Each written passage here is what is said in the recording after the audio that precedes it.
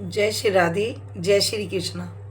जैसे कि पिछले साल श्री जी के चरणों में एक गाथा सुनाने का सौभाग्य प्राप्त हुआ था मुझे, और उनकी कृपा से मुझे ये सेवा दी गई थी कि एक गाथा रोज सुनानी है। और आप सबकी आशीर्वाद और कृपा भी मेरे ऊपर बनी रही। और श्री जी लेकिन मुझ जैसी नालायक को ये सेवा सौंप दी जिसके लायक मैं नहीं थी श्री जी ने, और मैं उसे सही से निभा नहीं पाई। कोई त्रुटि बन गई होगी तो श्री जी ने वो सेवा मेरे से वापस ले ली।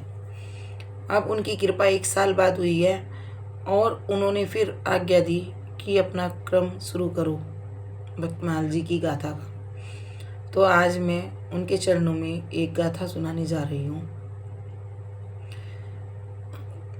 मेरे से बहुत त्रुटियां हुई हैं और आगे भी होंगी, लेकिन आप सबका प्यार, आपका आशीर्वाद और मेरी श्री जी की कृपा और गुरुदेव का सानिध्य, ये सब मेरी त्रुटियों को संभाल लेंगे और माफ़ कर देंगे, मुझे उम्मीद है। तो आज जो भक्तमाल जी में गाथा आई है वो है रंती देव जी की। श्री रंती देव जी महाराज बहुत बड़े संत हुए। इन्होंने इतना त्याग किया है कि इन्हें त्याग की मूर्ति माना गया।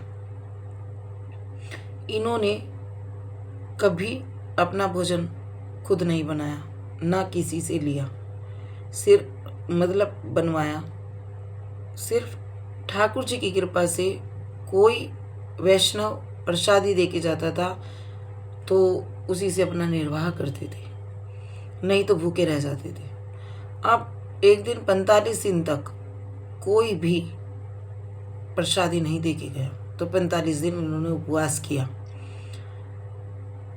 उसके बाद 45 दिन बाद जब इनके पास एक वैष्णव प्रसादी लेकर आए तो इन्होंने पहले एक ब्राह्मण को पवाया, फिर उसके बाद एक